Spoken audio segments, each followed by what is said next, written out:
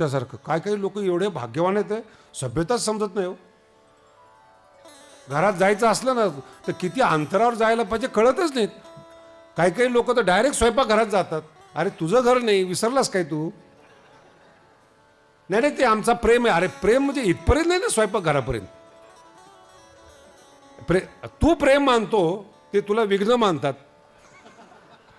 तुझ्या पाठीमागं चर्चा तुम्ही मान्यताच सोडत नाहीत. मान्यताच सोडत नाहीत तुम्ही. गडावर 2 माणसं आल्यानंतर त्यांची मान्यता शब्द समजून घ्या. त्यांची मान्यता महाराज आम्ही तुमच्याकडे आलोय आम्ही भगवानगडाचे शिष्य आहोत. म्हणलं ठीक आहे बाबा आमच्याकडे तो तुम्ही यायला पाहिजेत. म्हणलं बाबा येत होते मी जरा कामामध्ये नाही मी त्यांना 3 4 5 6 वेळा सांगितलं नाही मला जमत नाही. बाबा येत होते. अबे बाबा येत होते ना पण बाबा येत असून सुद्धा तुम्ही इतके मूर्ख राहिले हे मी त्यांना बोललो नाही. काय परिवर्तन झालं तुमच्यामध्ये? अरे मी कारण सांगतोय. बरं बाबाच्या पुण्यतिथीला बोलवत होते. इतर ठिकाणी ठीक आहे म्हटलं गडावर पुण्यतिथी असते नाही नाही यायलाच पाहिजे. ते काही गावाच्या इथं कुणी उभा करा. अर्थ नाही कळला अजून तुम्हाला. गडाच्या कीर्तनाला कुणीही उभा कोण मला आदेश देते? ही मान्यता आहे. भगवान गडाच्या गादीला आदेश कोण देते? तुम्ही कुणी उभी करा. आणि उभं करायला कोण सांगतात? ते संसाराच्या चिखलात बुडालेले दुखी असणारे अज्ञानी बदलतच नाही. मान्यता आहे. मला पुढचा टप्पा सांगायचा आहे बरं का. ते गेले जाऊन अख्ख्या गावात सांगलेत गादीवर चुकीचा माणूस बसलाय. तुमची मान्यता जर पूर्ण नाही झाली तुम्ही शत्रू होता. तुमचं जर नाही ऐकलं शत्रू होता. तुकोबा आहे सांगतात तुम्ही आम्हाला काहीही माना आम्ही संसार सोडलेला आहे. टीका करा न करा निंदा वंदा काही फरक नाही पडत त्याचा. आम्ही आमच्या रस्त्याने चाललेलो आहेत. बदलायला जर तयार झाला तर तुम्ही परमार्थामध्ये या. बदलत नसाल तर अवघड आहे. आणि हे बदलणं इतकं सोपं नाही आहे जितकं तुम्ही समजतायत. तुम्ही ठरवलेलं आहे की मला वक्तृत्व आलं पाहिजेत मला गाणं आलं पाहिजेत मला राजकारण ठरवताय तुम्ही. सेवा कुणाचीच करत नाही.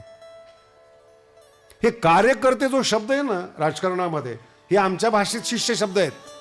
आज कार्यकर्ते आहेत उद्याचे ते मंत्री आहेत. नाही म्हणजे अचानक कुणीही कोणताही पक्ष कोणालाही मंत्री करत नसतो. त्याची निष्ठा परमार्थाप्रमाणे तपासली जाते. निष्ठावान आहे का? नाही तर करायचा आणि दुसऱ्या दिवशी बदलायचा. काही बदलणारे असतात बदलायचं म्हणूनच त्यांना घेतलेले असतं. त्यांना माहिती असतं त्यांना परमार्थ परिवर्तनशील आहे. तुमच्या हृदयामध्ये प्रतिभेमध्ये कल्पनेमध्ये जर बदल करायचा असेल तर गळ्यात माळ घाल. नाही तर माळ घातल्यानंतर सुद्धा तीच संसारिक वृत्ती नकोय. मी अनेक वेळा आमच्या कीर्तनकारांना सांगितलेले काय काय. आता मी पंढरपूरला पाहतो दिंडी जाते. नवीन लोक आलेले असतात पंढरपूरला. दिंडी क्रॉस करायची नसते माहीत नसतं त्यांना. मग सुशिक्षित लोक क्रॉस करण्याचा प्रयत्न करतात मारतात त्यांना वारकरी. नावच काय त्यांचं वारकरी सार्थ करतात ना ते. पण ज्याने मार खाल्ला ना तो पुन्हा पंढरपूरला येत नाही. काही माणसं आहेत का म्हणतात. संत नवनीतासारखे असतात त्यांचं हृदय लोण्याप्रमाणे असतं. त्यांनी मार खाल्लाय बिचारीने. त्याला विचारा बरं संताचं हृदय कसं असतं. म्हणून मी काल सांगितलं संतांचं भूषण व्हा संतांचं दूषण होऊ नका. तुमच्यामुळे लोकांनी परमार्थ बंद नाही केला पाहिजेत. कलंकित जीवन जगू नका. अपमानित जीवन जगू नका. जगण्याला काही किंमत राहत नाही. मग परिवर्तन हृदय परिवर्तन करण्यासाठी परमार्थात होतच नाही. पुण्यामध्ये कोर्टाच्या कामानिमित्ताने जावं लागलं. माझा खास आवडता मित्र होता हरिभाऊ. आडदांड होता तो. 6 फूट उंची जाडजूड 2-3 माणसाचं एकदाच जेवत होता तो. नाही कळलं अजून? अन्नपूर्णेची कृपा लागते तर अन्न पचतं. नाही तर श्रीमंताचं अन्न नौकर खातात. हे फक्त शोसाठी पुढे ठेवतात की आम्ही एवढं जेवण तयार करतो, पोटात जात नाही. अन्नपूर्णा प्रसन्न लागते त्यासाठी. आणि अन्नपूर्णा तेव्हाच प्रसन्न होते, पोट ज्याचं खराब नाही, पोट ज्याचं दुखत नाही, त्याच्यावर अन्नपूर्णा प्रसन्न असते. कळतंय का? पोट ज्याचं दुखत नाही दुसऱ्याला पाहून. मराठी पकडता येत नाही त्याला, मी तरी काय करू. वाद होता आळंदीच्या धर्मशाळेचा. वकिलाकडे गेलो. माझा अनुभव सांगतो बरं का तुम्हाला. माझा परमार्थातली माणसं आहेत ना, खूप प्रसन्न असतात जे सात्विकतेने परमार्थ करतात. भलेही ते ज्ञानी नसतील, भलेही कीर्तन प्रवचन करत नसतील, हा सगळा व्यवहाराचा पसारा आहे, पण ज्याच्या अंतःकरणावर ईश्वराची गुरुची कृपा होते ना, त्याच्या चेहऱ्याकडे पाहिल्यानंतर प्रसन्नता वाटते. हे ज्ञानेश्वरीची ओवी आहेत. दर्शने प्रशस्ती पुण्यपुरुष. ज्याला पाहिल्यानंतर प्रसन्नता वाटते तर पुण्यपुरुष. पण काही काही वारकऱ्याला पाहिल्यानंतर दुःखी होतात. हे का प्रसन्न? समस्या आहे ना, आमच्याकडे पैसा आहे, सगळे सगळे, पण हे प्रसन्न काय? यांच्याकडे काहीच नाहीत म्हणून ते प्रसन्न आहेत. नाही कळाली ओवी सांगतो. रिकामे तोंड करू गेले, तोंड रिकाम आहे म्हणून गीता आली. तुमचं तोंड काम क्रोधाने भरलेलं आहे, काहीच निघत नाही, फक्त शिव्या. गजबजले, रिकाम नाही आहेत तुम्ही, मोकळे नाही आहेत तुम्ही, मजबूत. काही हरिभाऊला काही नाही. आणि माझ्यावर त्याचा जीव होता. आम्ही जरा 15-20 वर्षाचे असेल, तो मला कुठेही घेऊन जायचं. आणि त्याला आनंद, मला आनंद का वाटायचा, तो खातो. कळतंय तुम्हाला? मला आनंद का, तो खातो. आणि त्याच्यासोबत राहिल्यामुळे आम्हालाही खायला. म्हणून संगत करत असताना समोरचा उपवास करतो, त्याच्या संगतीत राहू नका. बिन पाण्याची एकादशी करतो आणि त्याच्याबरोबर जर तुम्ही राहिले ना, तो तुम्हाला पाणी पिऊ देणार नाही. प्रसन्न असेल तिथे राहा, ज्ञान असेल त्याच्यासोबत राहा, आनंद मिळेल. पखवाजावर थाप टाकली ना, ते थाप टाकल्यानंतर काही काळ ध्वनी असतो, जसं घंटानाद आहे. एकदा वाजवल्यानंतर तो नाद फिरतो, त्याला आस म्हणतात, आस. तसं संतांच्या सहवासात राहिल्यानंतर तो जो शब्द आहे ना, आपल्या अंतःकरणाला धडकल्याबरोबर त्याचा ध्वनी आपल्या मेंदूमध्ये फिरला पाहिजेत. शब्दांचा ध्वनी म्हणजे भाव आपल्या अंतःकरणात फिरला पाहिजेत, त्यावेळेस संत संगती होते. नाही तर संत संगत होतच नाहीत. ऐकले शब्द आणि संपले, ध्वनी आपल्या डोक्यात राहायला पाहिजेत. त्याच्या संगतीत आम्ही राहत होतो. गेलो वकिलाकडे. सरळ माणसं आहेत ना, फार सरळ असतात जोपर्यंत सरळ असतात, पण ते जर का वाकडे झाले ना, तर मग वाकडे माणसं सरळ व्हायला वेळ लागत नाही. ते धर्मशाळेचे कागदपत्र दिले वगैरे, तरी ते बघितले, वाचले. म्हणे तुम्ही वारकरी आहात, वारी कर. मला प्रश्न आहे, विचारा, देव आहे का? बरं, काय संबंध आहे? व्यवसाय ना, ते वकील आहेत, हे वारकरी आहेत, समस्या घेऊन आलेत.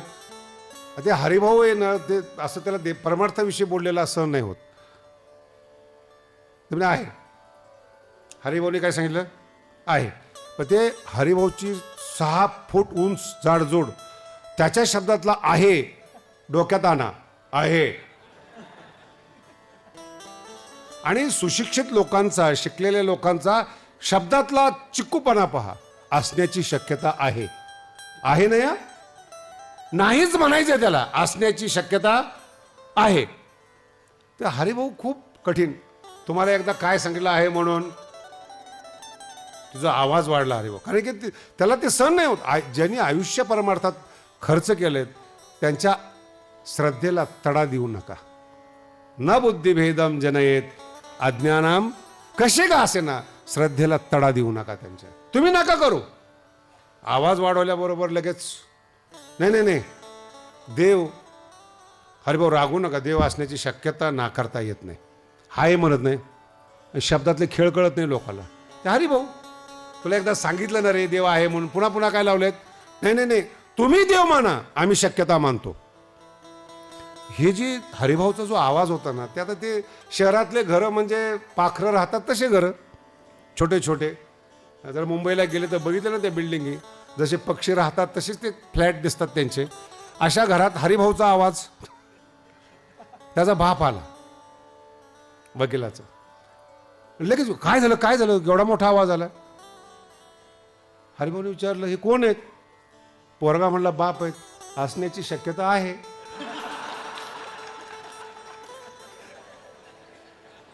आता याचा आवाज खाली, बाप उभा आहे, असण्याची शक्यता. ओ हरिभाऊ तुम्ही कामाला आले, तुम्ही असं काय बोलता, माझे बाप आहेत. शक्यता नाकारता येत, त्या बापालाही काही कळेल ना. कशावरून हरिभाऊचा पुढचा शब्द कशावरून, आई सांगते. याला काही प्रमाण आहे का? विदेशातली मी कथा वाचली होती. 3 मुलं होते आणि 3 मुलांना एक सारखा रोग होता आणि का हा रोग आहे म्हणून DNA चेक केले. मोठ्या वर्तमानपत्रात आलेली गोष्ट आहे बरं का.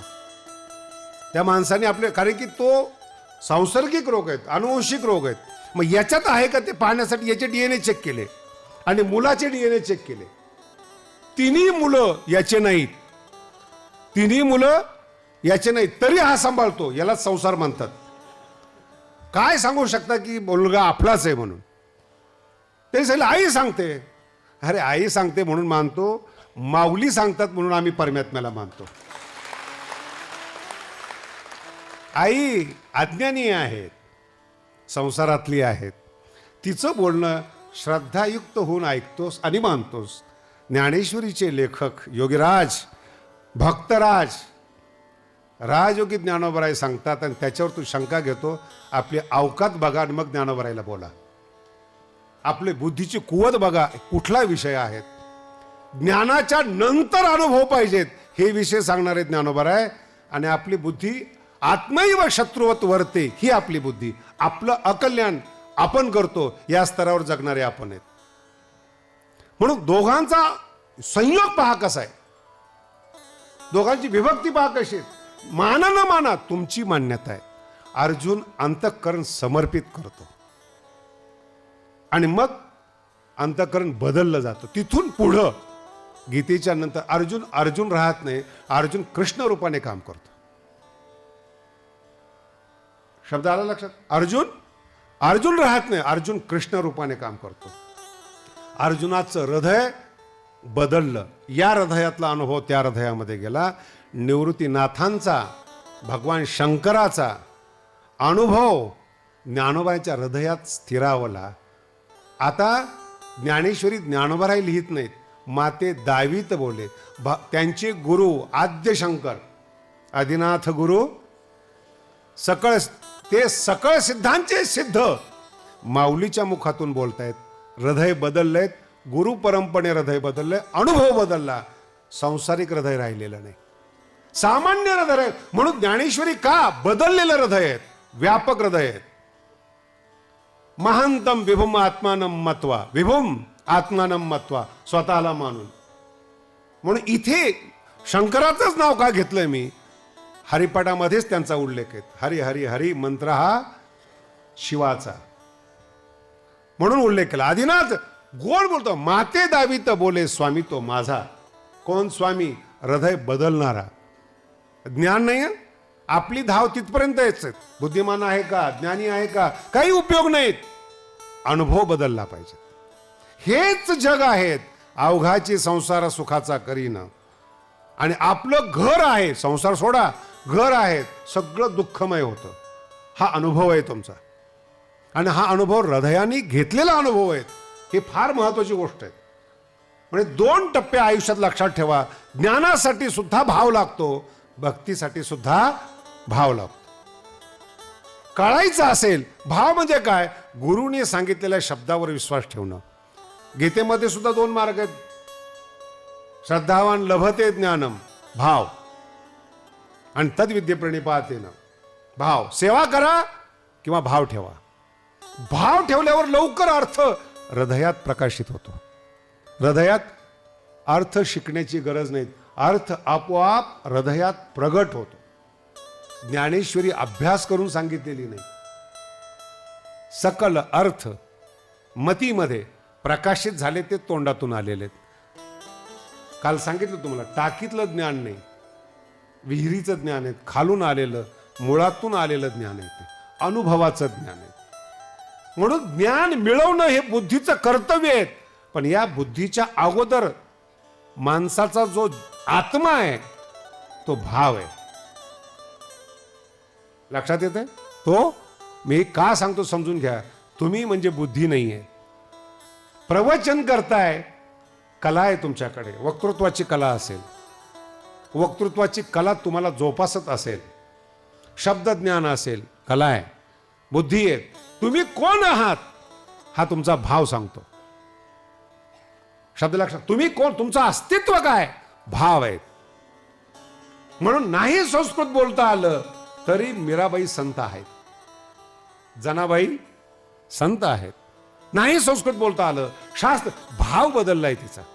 भाव बदलला म्हणजे हृदय बदललं. का संत होतात? भाव बदललेला आहे, ईश्वर स्वरूप भाव झालेला आहे. हेच जीवन आहे. मी अनेक लोकांचे इंटरव्ह्यू ऐकलेले, अनेक लोकांशी संभाषण केलेले आहेत, श्रेष्ठ लोकांच्या. त्यांचे मार्गदर्शन पण ऐका, ध्येयाला निगडीत आहे. समर्पण केलं ना एखाद्या गोष्टीला, दुसरं काहीच जाणत नाहीत, याला म्हणतात भाव. भाव हा जीवाचा, भाव परिवर्तन करतो.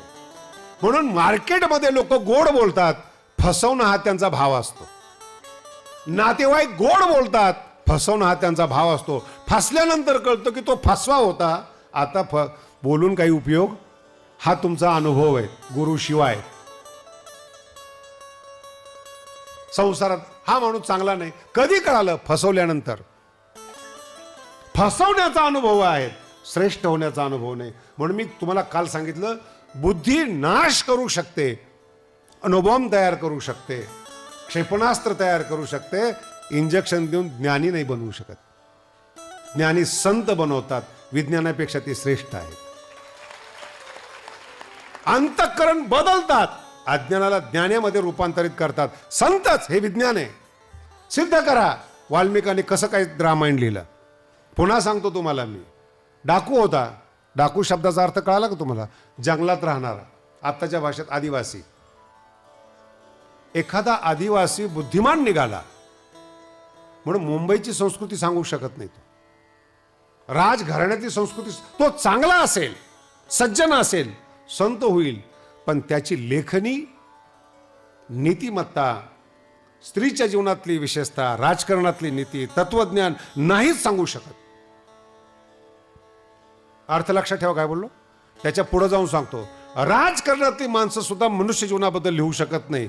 समजू शकतात ते, पण लिहू शकत नाही. शब्द येणं अवघड आहे. म्हणून गुरुचं वर्णन करत असताना श्रोत्रिय आणि ब्रह्मनिष्ठ शब्द पण आले पाहिजेत आणि अनुभव पण आला पाहिजे, त्याला गुरु म्हणतात. ते कसे आहेत हा नंतरचा विषय. जाताना भाव घेऊन जा, जाताना भाव घेऊन जा. आणि असं तुम्हाला आम्ही सांगतो, माझा अनुभव सांगतो तुम्हाला मी. तुम्ही कितीही हुशार व्हा, कितीही ज्ञानी व्हा, तुम्ही जेव्हा साधूकडे येता, विद्वानाकडे येता ना, एका शब्दात तुम्हाला ओळखतात तुम्ही कोण आहात. सभ्यता म्हणून ते बोलत नाहीत, सभ्यता म्हणून ते बोलत नाहीत, एका मिनिटात ओळखतात ते. त्यांनी शिकवलंय, मानस जाणीजे बोले. जर नाही ओळखता आलं ना, तो तुमच्यापेक्षा मूर्ख असेल, चुकून त्याला गुरु मानलेला असेल, चुकून तुमचा श्रद्धावान असेल. चुकीचं आहे. एक शब्दातून माणूस कळतो. आणि तुमच्यापासून काय लपवलंय ते कळूच देत नाहीत. अनेक लोक न्याय शिकण्याकरता आमच्या गुरुजींच्या आश्रमात आले. आम्ही व्यवस्था करायला होतो की आम्हाला कोणीतरी सहपाठी मिळावा. पाठाला बसले की ते स्वामीजी चेहरा पाहतात आणि चेहरा पाहिला की ते शिकवतात पण शिकवत नाही. कळालं का तुम्हाला? मी माझा अनुभव सांगतोय. मी 10 वर्ष न्यायशास्त्र शिकलो स्वामीजीकडे. 7-8 मिनिटं शिकवायचे मला. 10 वर्ष बरं का. किती मिनिटं? 7 मिनिटं शिकवलेलं. मला 10-10 तास अभ्यास करावा लागायचा. ते 7 मिनिटाचं शिकवलेलं. मी शिकून जेव्हा महाराष्ट्रामध्ये आलो, कीर्तन प्रवचनकार झालो, तर स्वामीजी बरोबर माझे संबंध होते. तिथे काही अजून विद्यार्थी होते स्वामीजीकडे. एक दिवशी पाठाला जायचा वेळ आला मला. त्याच वेळेस गेलो मी. गचकन जाऊन पाठाला बसता येत नाही बरं का तुमच्यासारखं. काय काही लोक एवढे भाग्यवान आहेत, सभ्यताच समजत नाही हो. घरात जायचं असलं ना तर किती अंतरावर जायला पाहिजे कळतच नाही. काही काही लोक तर डायरेक्ट स्वयंपाक घरात जातात. अरे तुझं घर नाही, विसरलास काय तू? नाही नाही, ते आमचा प्रेम आहे. अरे प्रेम म्हणजे इथपर्यंत नाही ना, स्वयंपाक घरापर्यंत. तू प्रेम मानतो, ते तुला विघ्न मानतात, तुझ्या पाठीमागं चर्चा करतात. मग मी पाठाला बसलो. स्वामीला म्हटले बैठना है क्या? म्हणजे हां बैठे, अभी है आपके पास समय. तो मी विचारून, स्वामीजीकडे 10 वर्ष शिकलेला मी विद्यार्थी, पण स्वामीजीने विचारलं बैठना आहे का? असं नाही बसता येत कोणाच्याही पाठाला, कोणाचाही विषय ऐकता येत नाही, सभ्यताच नाही ती. म्हणजे आप कहे तो बैठ जाओ, कोई बात नाही. बसलो मी. पाऊण तास शिकवलं. किती? मी 10 वर्ष किती मिनिटं शिकलो? 7 मिनिटं, 8 मिनिटं मॅक्झिमम, नाही तर 5च. पाऊण तास पाठ घेत होते ते. 3-4 मिनिटांनंतर माझं डोकं बंद झालं स्वामीजींचा विषय ऐकता ऐकता. आणि समोरचा माणूस पाऊण तास शिकतो. मला जरा डाऊट यायला लागला, म्हणजे मलाच समजणं बंद झालं. समजतंय तुम्हाला? माझंच, मी ज्यांच्याकडे बरं तो साधारण विषय होता, पुन्हा सांगतो तुम्हाला, न्याय शिकवत नव्हते, साधारण विषय शिकवत होते. तरी पण 8-9 मिनिटानंतर माझं समजणं बंद झालं. शेवटी मी समजायचं सोडून दिलं. म्हटलं आता फक्त ऐकू. पाऊण तास ऐकलं, समजलं काहीच नाही. स्वामीजींच्या लक्षात आलं, हृदय एक झाले. मला काय कळतं हे त्यांना कळतं, त्यालाच गुरु म्हणावं. पाठ संपल्यानंतर ते चहा प्यायला वगैरे गेले. मी दर्शन घेतलं. आज नुसतं एक शब्द बोललो नाही मी स्वामीजीला. मला बघितलं, अरे छोड़ ना, दिमाग में जो आता है उसको छोड़ दे. मैंने कहा स्वामी जी तेरे को लगता है ना पौन घंटा कैसे पढ़ाया, मुझे मालूम है उसको समजता नहीं है. स्वामीजी काय म्हणतात, त्याला समजत नाही हे मला माहिती. मग का शिकवता? माझा ग्रंथ तयार होतो, माझी ग्रंथाची आवृत्ती होते, त्याला समजो ना समजो. कधीतरी 20-25 वर्षापूर्वीचा ग्रंथ शिकवून तो नवीन तयार होतो, नवीन वस्त्र तयार होतो. मी माझ्याकरता न समजणाऱ्याला समजून सांगतो, हे विसरू नका. परमार्थातले बरेच विषय असे आहेत जो खानदानी वक्ता असतो त्याला माहिती समजत नाही, हे समजून समजून सांगतो, कारण की पुन्हा नवीन समज तयार व्हावी म्हणून. आपण म्हणतो समजत नाही. कधी समजलंय तुम्हाला? मुलगा समजला का पत्नी समजली? घरातले सगळेच लोक म्हणतात तुम्हाला समजत नाही म्हणून. अजून किती समजलं पाहिजे? या जगात तुम्हाला समजदार असं कोण मानतं का? याचा शोध घ्या, नंतर गुरुकडे जा. गुरु हृदय परिवर्तन करणारा, हृदय बदलणारा गुरु असतो. आपलं अज्ञान काढून तिथे त्यांचं ज्ञान स्थापित करतो. याला प्राण प्रतिष्ठा म्हणतात गुरुची हृदयामध्ये. आता हृदय आपुले चौफाळूनिया भले वरी बैसव पाऊले. पाऊले शब्दाचा अर्थ कळतो तुम्हाला? वारकरी संप्रदायात हे कोड लँग्वेज आहेत. पाय म्हणजे ज्ञान स्वरूप. जिथे जिथे वारकरी संप्रदायात अभंगात पाय शब्द येऊ, पाय दाखवी आम्हा म्हणजे काय? पाय दाखवायचा का? कोणती चप्पल घातलेली आहे? आपण त्या योग्यतेच आहोत. पाय दाखवी, ज्ञान दाखव, स्वरूप दाखव, हा पाय शब्दाचा अर्थ आहे. समचरण दृष्टी, ते चरण शब्दाचा अर्थ आहे भगवंताचं ज्ञान समान आहे. ज्ञानी असो अज्ञानी असो, जड वस्तू असो, कणा कणामध्ये परमात्मा समरूपाने व्यापक आहे, समान आहे तो. हे समजलं पाहिजे. नाही समजत, बदलण्याचा भाव ठेवा. श्री गुरु सांगतात ना, आणि आयुष्यात कधी श्री गुरुला समजून सांगू नका. माझं विनंती आहे तुम्हाला.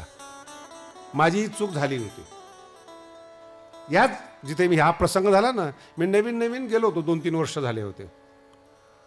आणि एक फार श्रीमंत माणूस आला आणि काहीतरी विषय झाला. स्वामीजी बोलतच नव्हते त्याच्याबरोबर. आणि मला असं वाटायचं माणूस चांगला आहे, स्वामीजींनी बोललं पाहिजेत असं वाटतं. बऱ्याच लोकांना वाटतं, आमच्याही विद्यार्थ्याला वाटतं शास्त्रीजींनी नीट बोललं पाहिजेत. त्यांना नीट वाटणं ठीक आहे, पण मला वीट आलेलं आहे. विठले हे चित्त नाईलाज आहे तो, पण त्यांना वाटतं त्याला काय करणार. नंतर निघून गेले. स्वामीजीला मी म्हटलं, स्वामीजी बडा अच्छा आदमी था, आपने बात नहीं की उनसे. स्वामीजी फार फिरकी घ्यायची, न्यायशास्त्रातली फिरकी वेगळी. अच्छा, स्वामीजी काय म्हणतात? मी म्हटलं बडा अच्छा आदमी था स्वामीजी, आपने बात. अच्छा, बहुत अच्छा था. मैंने हाँ बहुत अच्छा था स्वामीजी. अच्छा, जब तेरे को अच्छा लगता है तो मेरे को क्यों नहीं अच्छा लगता है? मैं मालूम नहीं स्वामीजी, तू विद्यार्थी आहेस, अभी तुम बच्चे हो, पढ़ने के लिए आए हो, गुरु बनने की कोशिश मत करो. माझ्या आयुष्यातला स्वामीजीला सांगण्याचा शेवटचा प्रसंग. त्याच्यानंतर पुन्हा सांगितलं नाही मी. मग त्याच्यानंतर फायनल स्वामीजी म्हणले करायचं. यस, पूर्व इकडं इकडं, पश्चिम इकडं इकडं. का? भाव. त्यांना मला बदलायचंय. माझं हृदय बदलण्यासाठी मी तिथे गेलेलो आहे. तुम्ही त्यांना बदलण्यासाठी जाऊ नका. चुका होतात, नाही असं नाही. माझा एक शास्त्री मित्र होता, त्याला एका ओवीचा अर्थ लागत नव्हता. माणूस किती कसा असतो पाव, अति विद्वान, संस्कृत मधला उत्कृष्ट विद्वान, अर्थ लागत नव्हता. आता विचारण्याची पंचायत. मला आला म्हणे, शास्त्रीजी ही ओवी जरा मला चुकीची वाटते. म्हणले यस, तुम्हाला? म्हणलं मग ठीक आहे, तुला वाटते ना चुकीची, ठीक आहे. त्याला काही सुचेच ना. त्याला असं वाटलं मी वाद करेल, माऊलीवर आक्षेप घेतला म्हणून काहीतरी त्या वादातून काहीतरी निष्पन्न निघेल. म्हणलं यस ठीक आहे. दुसऱ्या दिवशी परत आला, शास्त्री तुम्ही काहीच बोलले नाही. म्हणलं मी काय बोलू? नाही पण ती ओवी चुकीची आहेत. अरे म्हणलं तू ज्ञानेश्वर महाराजापेक्षा श्रेष्ठ व्यक्ती आहेस. जो माऊलीची चूक काढतो त्या ज्ञानापुढे मी काय बोलावं? तुझा अधिकार किती मोठा आहे. आणि मग त्याला त्याची चूक लक्षात नाही. शास्त्रीजी असं नव्हता माझा विषय, मला ती ओवी लागत नव्हती. भाव नीट ठेवा, तिरका भाव ठेवू नका. अन्यायेन अपि पृच्छतः न ब्रूयात. वेद सांगतात समोरचा व्यक्ती तुमच्याकडे ज्ञान आहे, धन आहे, ते का वाटायचं कुणाला? तो माणूस आपल्याला मूर्खात काढू द्या. तो ज्ञानी म्हणून घेण्याकरता मी शिकलेलो नाही. नाही कळलं? लोकांनी संत म्हणावं म्हणून संत जीवन कधी जगू नका. ज्या दिवशी वसुली होते ना संतांच्या नावाखालचे, हरवीन धावया न पवे. धावया शब्दाचा अर्थ रक्षण करणे. देवाबरोबर तुम्ही गलिच्छ वागलात, संताबरोबर गलिच्छ वागलात, संकट आलं तुमच्यावर, देव धावून येत नाही. धावया म्हणजे रक्षण करणे. हरिविन अनुभव घेऊन पहा ना. हरिविन देवाशिवाय कोण वाचवतो महाराज? एखादी आपत्ती येऊ द्या तुमच्या घरावर, एखादं संकट येऊ द्या, सगळी लोक एकत्रित येऊन दुःख पाहतात, दुःख नष्ट करू शकत नाहीत. बघा, कोरोना काळातला हा सगळ्यांचा अनुभव आहे. पाहतात, नष्ट करू शकत नाही. देव धावून येतो. हरिविन, लक्षात, हरिविन धावया न पवे. कोणीच येऊ शकत नाही, फक्त हरी येऊ शकतो. आणि हरी आला ना, जग अंगावर येऊ द्या, पाला पाचोळा येतो. हरी आहे ना, संत आहे आपल्या पाठीवर, घाबरूच नका. संत मार्ग दाखवतात, संत ठेवतात. पहिल्यांदा आपल्या जीवनात त्यांच्यावर भाव पाहिजेत. भाव मी पहिलं सांगितलेलं, हृदय शुद्ध होण्यासाठी लागणारी प्रक्रिया ही भावनेतून, भावातून शुद्ध होते. भाव परिपक्व झाला ना, तोच प्रेम, त्यालाच भक्ती म्हणतात. भावाची कच्ची अवस्था स्नेह, जो संसारामध्ये असतं. म्हणून ज्ञानेश्वरीमध्ये तिन्ही शब्द वेगळ्या वेगळ्या पद्धतीने आलेले आहेत. संसारात स्नेह असतो, गुरुवर भाव असतो आणि भगवंतावर भक्ती असते. हे तिन्ही ज्याला जमलं ना, तो या जगातला श्रेष्ठ व्यक्ती आहे. तिन्ही संसारही करतो, स्नेह आहे, गुरुवर भाव आहेत आणि देवावर भक्ती आहे. तेने मुक्तिचारी. पुढचा विषय आपण थोडं मध्यंतरानंतर घेऊ.